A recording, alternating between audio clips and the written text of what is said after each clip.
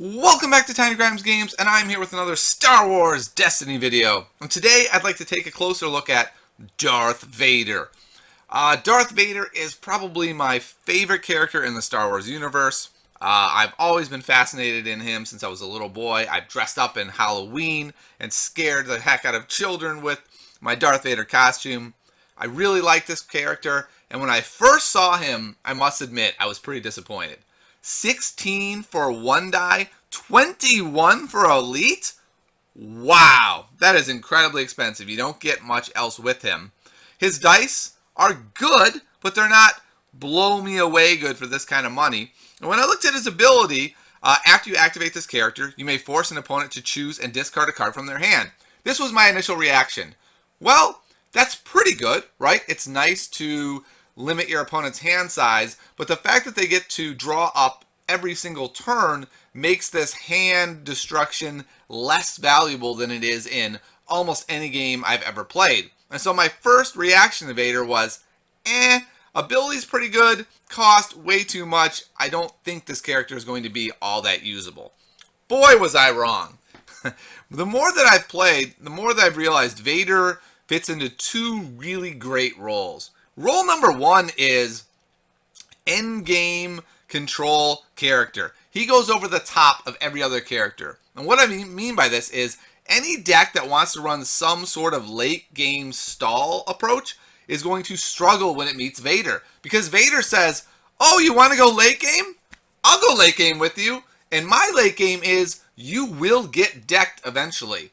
If you dare play cards, if we go, say, 7-8 turns and you play several cards, I don't have to try to mill you. You will just get milled by my ability unless you can kill Vader very quickly. Looking at his health total of 13, throw some shields on there, you're probably having to do about 18 damage to Vader to kill him. That is a tall order to do relatively quickly before he's done a lot of damage to you. Damage to your hand and deck, that is. So, the bottom line is Vader just goes late naturally very well. He also powers mill decks quite well because you're able to continually do one to their hand, and if you run an approach where you purposely are going as late as you possibly can, it becomes very difficult to kill Vader before he's able to mill you, because you can do all kinds of tricks like use Immobilize. Immobilize is amazing for a stall deck. You get shields, or if you don't want the shields and they roll some crazy thing, then you take the action and you roll it to a blank. So you're able to both keep Vader alive and give them blanks. You have cards that become really versatile like Force Choke, which has a mill side on it, but it also has the ability to spin dice away to do less damage to Vader.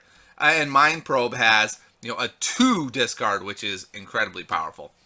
So you have all kinds of powerful cards already for hand destruction, which is going to lead to a loss via not having cards in hand, not having cards in the deck. And you have to assume that more cards like this are coming. These are only of the 70 spoiled. There already is a legit mill deck for Vader. Check out my video where I play a Vader mill deck, and I don't mean to spoil it for you, but I win. Alright, so there is the late game, there's the Vader mill deck. There's also just the idea of these cards that I have here that just spin dice.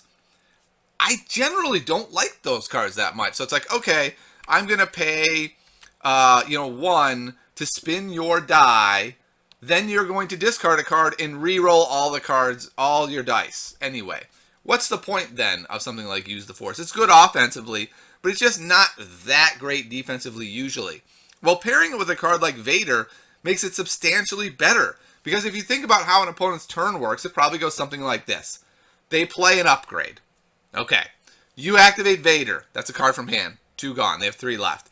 Then let's say they get a resource and want to do some sort of disruption to your dice. 3 cards gone. Now, at most, they have 2 rerolls left because Vader has pulled a card out of their hand. If they have a card they really like that they want to hold on to, they have 1 reroll. They only have 1 reroll for the entire turn. And if they're smart and they've played against Vader before, they're immediately thinking, ooh, I can't just toss cards around willy-nilly because I'm going to lose late game against Vader. Maybe I should not do a reroll this turn, for that one die that he just spun. Essentially, it makes all these spinning cards incredibly good. So Immobilize goes from being like the best card in the game to an even better best card in the game. It makes Force Choke really good now. You get to spin to a side and do a damage while you're doing it. And it makes use of the Force a lot better in my opinion. So basically you get a late game card that just has a natural clock. You have a mill deck that you can enact, and you also have this ability to really put a lot of pressure on with deck spinning. So I think Vader fits all of these different roles really well, and that's what's going to make him so good. I think what we're generally going to see is a one die Vader, because though his die is good, it's not phenomenal. It's not like a 3-side damage blow you out kind of die. It's just a real solid die. But if you use 16 of your points, you still get his ability, and now you get 14 more. One of the decks that I've really liked to run him with is Count Dooku. Count Dooku is this guy that's incredibly hard to kill because of his ability, and look at his side number 4 there, also has discard 2 cards from hand. So you have this even more mill opportunity. So though it's not a lot of dice, 1 die from each, and it might not look like a ton of health at 23, with Dooku's ability, it's more like, I'd go so far as to say 29. You get about 6 more, 5 more from Dooku. Don't forget about Immobilize. They end up having to do about 32, 33 damage to you, which is a lot of damage. Anytime I've played Vader and Dooku, it's very hard to kill them both. It ends up being an endgame scenario where one of you gets decked out, and you have the advantage there because you have Vader. Another combo that I like to run with Vader is 2 of his buddies, the Imperial or the First Order Stormtroopers. They don't do a lot in and of themselves. Their dice are weak. They generally can put a little fear into people. You're usually running the Holocron, the Sith Holocron with Vader, which makes it so that you can put some of these really cool things like Force Choke and Immobilize on your Stormtrooper. But generally, they're not super scary. But what they do is they have 14 more health. After Vader does eventually die, you'll have more guys able to push. I've won a lot of games by going, like Sith Holocron on a First Order Stormtrooper, hitting the special, taking it off, Mind Probe now on him. Yeah, the Stormtrooper's going to die relatively quickly, but you're going to get at least the roll when you bring this in. Then you re-roll it with several cards in your hand, and oftentimes you're in a spot where you only need 2 to 3 discards, and if you hit that 2 discard side, you get real close to winning just off of that. Another card that Stormtrooper lets you run is this, the Best Defense. The Best Defense is a really good card if your goal is to have one other character live. If all your characters are sort of the same, it can be useful, but if you have a character like Vader that is powering everything, being able to just go, you rolled, you got the luckiest roll ever, and you're going to do 6 damage to Vader. Oh, that's terrible. You know what? I'll just take 3 damage on one of these guys I don't care about at all to help Vader take 0 damage. Good luck killing Vader.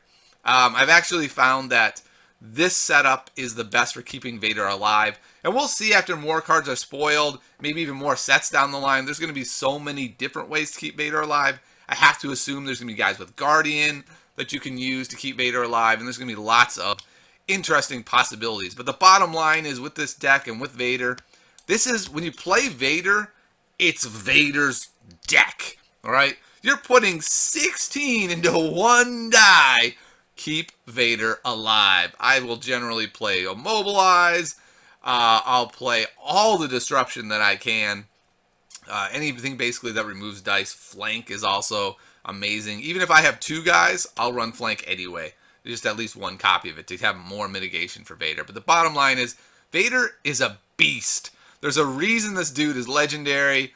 You're going to want him if you open him in your pack and you like to play control decks. This is your guy. So I hope you're having as much fun as I am with Star Wars Destiny. And hopefully I'll see you at a launch party soon. And I'll see you next time on Tiny Grimes Games.